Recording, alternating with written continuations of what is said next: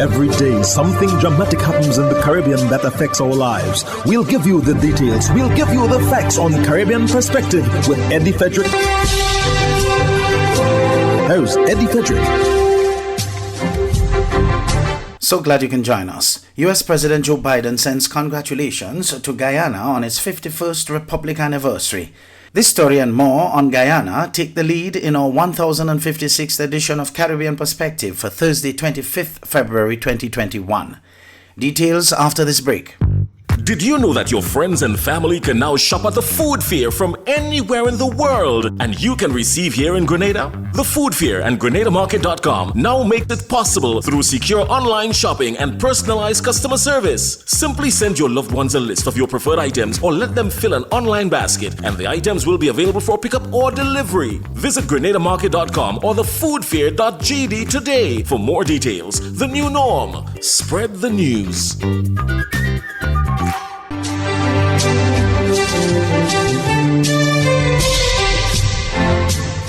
Welcome back.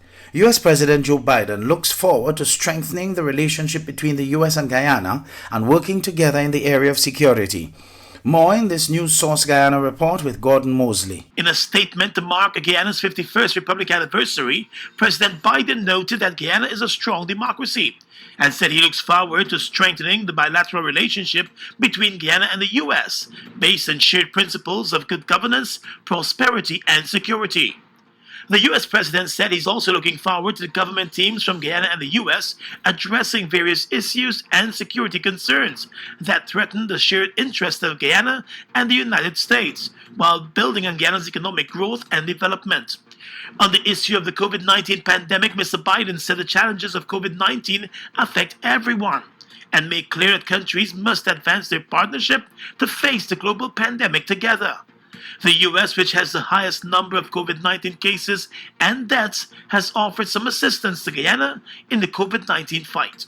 Guyana's opposition member of parliament and shadow minister for foreign affairs, attorney at law, Amansa Walton Desir, opened the 2021 budget debate with a presentation that took the PPP civic administration to task on several issues.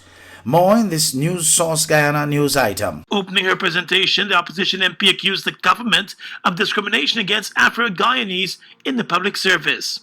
Met with loud heckling from the government benches, Mrs. Walton Desir said the matter of race relations remains relevant and pertinent and must be highlighted. It is not lost on any of us, sir, that the public service is comprised largely of Afro-Guyanese. It is not, I'm going to talk about race all day because it is relevant and it is pertinent and y'all can't take it. But this is what I have to say, and I will speak. Mr. Speaker, it is not lost on us, sir, and in fact, sir, it is downright undeniable that this administration has embarked upon an ethnicization of the public service. Mr. Speaker, the PPPC has made it pellucid that there is no place for Afro-Guyanese professionals in the public service. And so they have targeted us. And so what they are doing as well, sir, is those of our Indo-Guyanese and indigenous Guyanese brothers and sisters who support us have been targeted. And Mr. Speaker, what is more egregious, sir, is that they are not quite content to stop at firing you, but they go to the extent of making their disapproval known to anybody who would presume to want to retain the professional services of these men and women. This is the kind of climate that these people are fostering, Mr. Speaker, in our country. As it relates to budget financing, Mrs. Walton Desir told the National Assembly that the PP Civic Administration seems to favor borrowing and increasing Guyana's external debt, and she posited that the coalition had a solid tax-based system, which assisted greatly in budget financing. I want to say, sir, we have to appreciate, and I am no economist, I don't pretend to be, but I understand at a very fundamental level that the larger the budget, it is the larger share of one's income that is taken. So the size of the budget is taken in the context of income and not in terms of the absolute amount of money expended in any particular year. So that we put the rest, this boast about being the largest budget ever. It means nothing without context. On the coronavirus pandemic, the opposition member called the government's COVID-19 relief distribution a total disaster, noting that the most vulnerable seem not to be benefiting. What you have happening is that into the context of this 25,000 cash grant relief, a lot of requirements are being imposed. You got to present transport. You got to present utility bills. You got to present agreement of rental. And guess what, Mr. Speaker? These hurdles, sir, are only put in place when you come to AP and UAFC strongholds. But, Mr. Speaker, what the PPPC fails to understand is by discriminating in this manner, they are jeopardizing all of our health. Because guess what, sir? The sentiment of the man on the street is if you miss me with the 25,000, miss me with the vaccine. And on the issue of foreign policy, she said the government seems to be governing from a weakened position, and this will put the country's foreign policy at risk. The opposition has already indicated that it cannot lend support to the budget, since it does very little to offer real assistance to those most affected by the pandemic, and is short on new ideas. While arguing that Budget 2021 does not adequately cater to the needs of Guyana's security sector, Shadow Minister of Home Affairs Gita Chandan Edmund has posited that the Guyana Police Force is politicized because of the PPP. Here is more from HGP's Travis Chase. After years of phantom deaths, death squads, and rogue policing in Guyana, it was the coalition government that restored the public's trust. That's part of the contribution to Budget Debate 2021 made by Shadow Minister of Home Affairs Gita Edmund Chandan on Monday. Chandan reminded the National Assembly of the numerous achievements obtained as it relates to the Guyana Police Force under the APNU, AFC, are exhaustive. We restored the Guyana Police Force to a professional institution, and that is something that we are very proud about. We have established a command center and smart city. We moved Guyana from being a tier 2 to a tier 1 in the Trafficking in Person Report Index. We implemented an expansive 911 system, and the exhaustive list goes on. Chandan's argument in part is that since the PPP government took office, they have politicized the Guyana Police Force. So while in government for 23 years and after being installed over the last 6 months, what we have seen, sir, is the wanton politicization of the Guyana Police Force. Officers are not reporting to their superiors. In fact, they're reporting to their bosses at Rob Street. The Shadow Minister touched on the issue of the almost immediate promotion of some ranks within the Guyana Police Force. New officers of the police force are being enlisted, and within 1 month, they are receiving promotion at the behest of the political directions. The fundamental problem, sir, lies with the hunger for total power of this government. Alleging that some senior ranks of the Guyana Police Force are contemplating resigning, Chandan said that the much-anticipated police promotions are in turmoil because of politics. And in just 6 months, this government has dashed and smashed those efforts. Professional officers want to leave. Promotions are being decided at the minister's office at Brickdam and not at East Blairley, where the issue ought to be decided with established due process. Travis Chase, HGP Nightly News.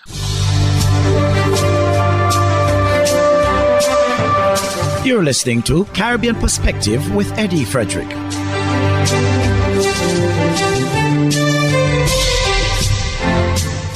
The politicization of the armed forces, ethnicization of the public service, issues plaguing small businesses were all highlighted during the morning session of the 2021 budget debate in Guyana at the 20th sitting of the 12th Parliament on Monday.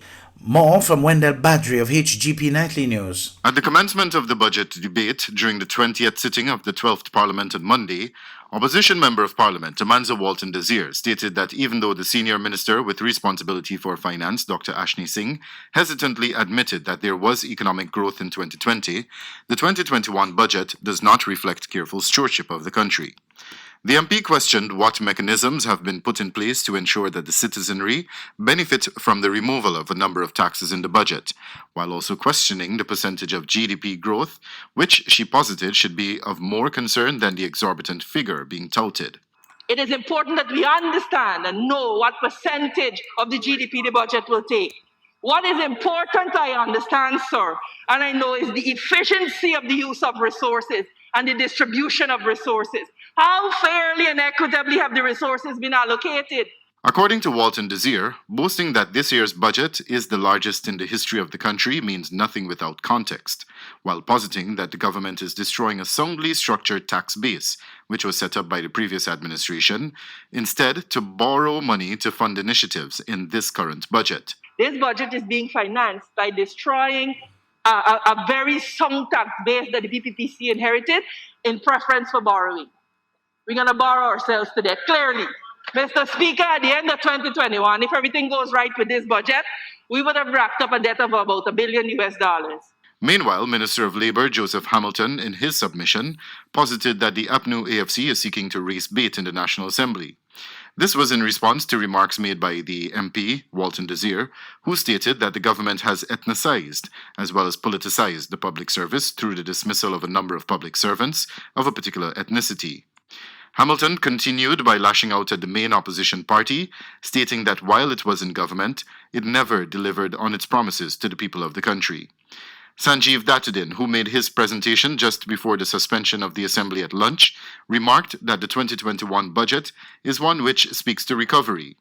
He lashed out at members on the other side of the House, accusing them of having a knack for rewriting history in the face of unambiguous evidence. He referenced the no-confidence motion of 2018 and the election debacle of 2020, among other things, to support his point. Other speakers in the morning session included Geeta Chandan Edmund, who labelled the budget as a no-justice budget, while also positing that it has failed the local men and women in uniform. Wendell Badri, HGP Nightly News. Antigua and Barbuda's Prime Minister Gaston Brown addressed the United Nations Security Council on Tuesday, providing a sobering assessment of the threat posed by climate change. More from ABS's Ursel Charles Jr. on the call from Antigua and Barbuda's head of government. Prime Minister Gaston Brown has again called out the international community on their failure to address the dire circumstances faced by small island developing states.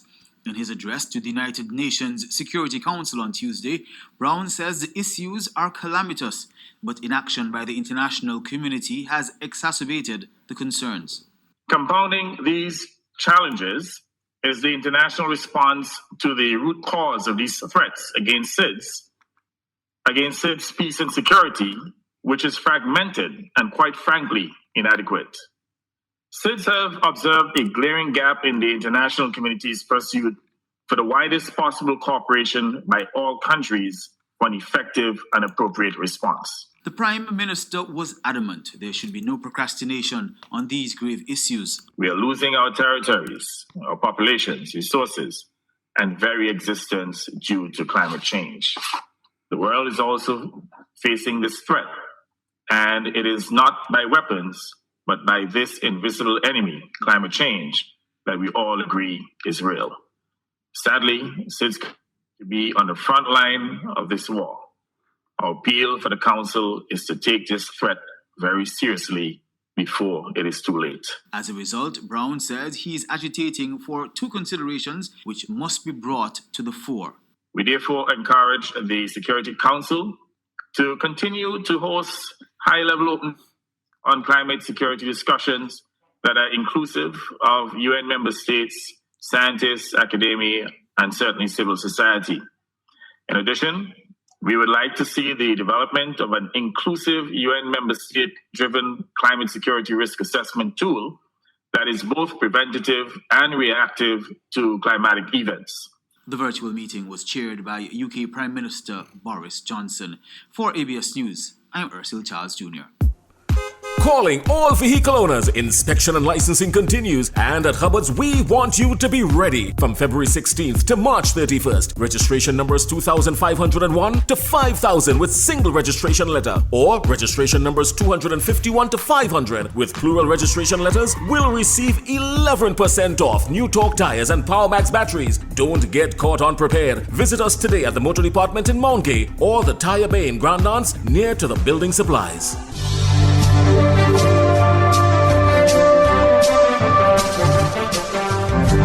I am Eddie Frederick. This has been Caribbean Perspective, a whole new approach to highlighting developments in the Caribbean. In the meantime, please continue to log on to CaribbeanPerspective.com for more daily news and more.